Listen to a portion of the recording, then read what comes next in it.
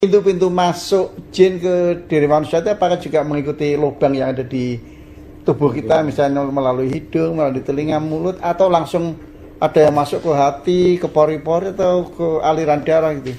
Pintu-pintu masuknya itu? Sebenarnya itu memang bisa lewat lubang, itu bisa. Karena lewat lubang itu sebenarnya mirip. Jadi kalau lewat pintu depan gerbang, itu kan ada penjagaan. Kalau masuk lewat sini itu kan ada kulit nih.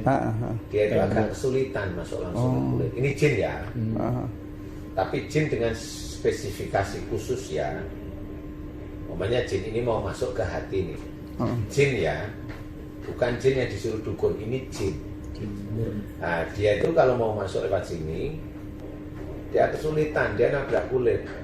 Nah, kesulitannya ini kayak dia punya, manusia itu kan dijaga oleh malaikat tubuhnya, ya kulitnya, ya daging, ya otot, ya tulang, ya hidung, ya mata, ya semuanya kan dijaga ya. Nah seperti ada sungkannya ceritanya. Tapi sebenarnya itu nggak berlaku sih, saya hanya berpikir itu.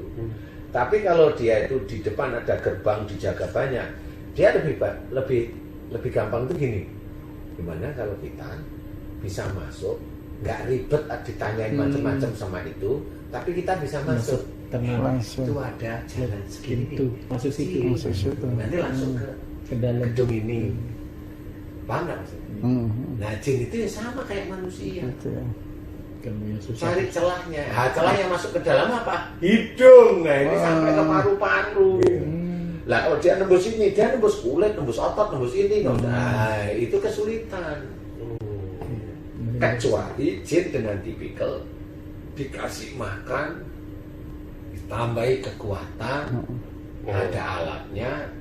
Nah itu dia bisa aja. Modalnya banyak lah. Istilahnya kalau di depan itu ada penjagaan, masih Sama juga ya. Mirip lucu juga gitu. Kalau ada pagar besi, kasih gergaji mesinnya. Kasih dia punya alat-alat lengkapnya gitu. Jadi selesai. Darah, jenglot, ya Sama. Sebenarnya itu kalau diibaratkan, dianalogikan itu sama. Nah, itulah yang harus kita pikirkan sebenarnya. Pada umumnya, gejala atau tanda yang dialami oleh seseorang apabila jin itu ada pada badannya itu ada 4. Nah ini secara umum ya, secara umum ini ada 4. Yang pertama adalah biasanya orang itu menjadi mudah marah. Ada hal sepele itu bisa membuat dia marah. Jadi yang pertama, gejala umumnya itu mudah marah. Yang kedua adalah menjadi malas. Seseorang itu menjadi malas, terutama malas ibadah. Kalau jin itu harus atau dia ingin berada di badan seseorang, dia harus merasa nyaman, tentu saja merasa nyaman di badan itu. Dan yang paling membuat mereka tidak nyaman itu biasanya adalah ibadah. Allahu a'lam, beberapa pengakuan jin ketika saya ruqyah, mereka mengatakan mereka sulit mendekati orang yang rajin beribadah karena tubuhnya panas, katanya. Tubuh orang itu panas. Dan sebagian lagi mengatakan tubuh orang itu bercahaya, katanya. Jadi ini sudah beberapa kali pengakuan dari jin yang masuk ke badan seseorang itu ya. Allahu a'lam, Allah yang lebih tahu. Kita tidak bisa mempercayai perkataan jin secara 100%. Yang ketiga adalah maksiat, suka bermaksiat, terutama bila sedang bersendirian. Waktu di kamar sendiri, waktu di kos sendiri, waktu di jalan sendiri, waktu sendirilah intinya, dibikin bermaksiat, suka bermaksiat. Dan yang keempat adalah mimpi buruk. Mimpi buruk yang berulang-ulang. Mimpi buruk itu adalah tanda yang paling penting dari adanya gangguan jin maupun sihir pada diri seseorang. Mimpi buruk yang berulang-ulang ya. Makanya ketika proses ruqyah, ketika peruqyah ingin mendiagnosis atau menentukan apa yang terjadi pada pasien ini, apakah gangguan sihir atau bukan. Nah, itu biasanya akan ditanya tentang mimpi buruk. Selalu ditanya, apakah ada mimpi buruk? Mimpi buruk itu semua yang menakutkan, mimpi yang menakutkan. Jadi gangguan jin itu terjadi selama 24 jam ketika kita bangun dan ketika kita tidur. Ketika kita bangun pada saat siang, maksudnya ya, ketika kita beraktivitas, gangguannya yang 3 tadi itu, secara umum yang 3 tadi itu. Bukan hanya ini ya, maksud saya bukan hanya 3 hal ini yang terjadi, tapi ini secara umum rangkumannya.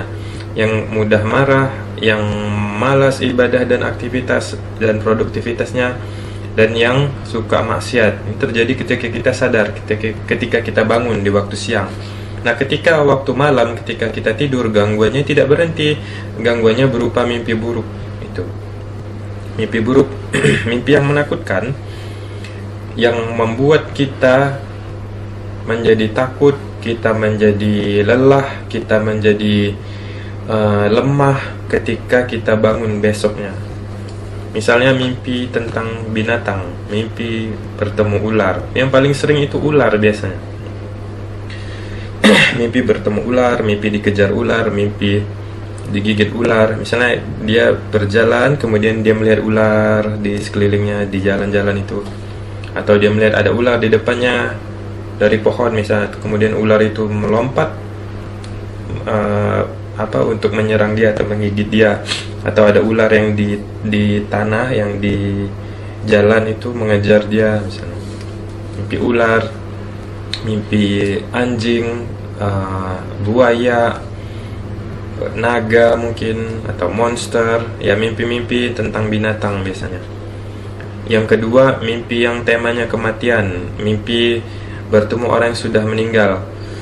Mimpinya sering sekali itu. Mimpi orang sudah meninggal, mimpi bertemu zombie, misalnya mimpi bertemu hantu, mimpi berada di kuburan, mimpi menghadiri pemakaman, mimpi melihat peperangan, kemudian banyak orang yang mati, mimpi berada dalam situasi kecelakaan, atau mimpi dirinya mati.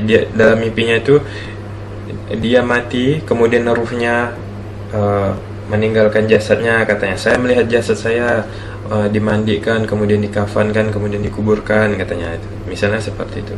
Mimpi yang temanya kematian. Kemudian mimpi yang temanya air, itu tanda juga, salah satu tanda gangguan sihir. Mimpi tsunami, mimpi tenggelam, mimpi berenang, mimpi menyeberang sungai, mimpi banjir, mimpi hujan, mimpi yang berkaitan dengan air biasanya, intinya yang berulang-ulang. Kemudian mimpi tentang ketinggian, mimpi naik pesawat, mimpi jatuh dari pohon, mimpi memanjat, mimpi berada di gunung, mimpi bisa terbang kemudian jatuh, nah itu dan sebagainya ya. Mimpi yang temanya ketinggian. Wallahu a'lam. Jadi mimpi buruk, mimpi-mimpi yang kemudian mimpi dikejar, sering nih mimpi dikejar, mimpi tersesat, mimpi ada orang yang membawa senjata ingin membunuh misalnya. Itu mimpi yang menakutkan. Jadi ketika dia bangun tidur, dia bangun dalam keadaan yang gelisah, keadaan yang lemah. Kalau mimpi dikejar itu capek biasanya, kata pasiennya. Saya mimpi dikejar-kejar katanya. Ada yang dikejar banteng, ada yang dikejar orang. Pas bangun itu capek katanya. Ada yang mimpi digigit ular di kakinya, pas bangun tidur beneran kakinya sakit katanya. Di bekas gigitan itu yang waktu yang ada dilihatnya di dalam mimpi itu. Banyak pasien cerita yang seperti itu. Jadi sekali lagi, secara umum gangguan jin, tanda dan gejala gangguan jin apabila dia ada pada diri seseorang, apakah dia datang karena sihir ataupun karena kemauannya sendiri, atau dari jin nasab, itu banyak sesuai dengan karakter gangguannya atau tujuan mereka ada di situ. Tapi secara umum itu ada 4 tadi. Saya untuk memudahkan mengingatnya menyebutnya dengan 4M. Mudah marah ya, kemudian malas ibadah, malas mengerjakan pekerjaan, kemudian maksiat, suka bermaksiat, yang keempat mimpi buruk. Nah, ini 4M nih, secara umum. Wallahu a'lam.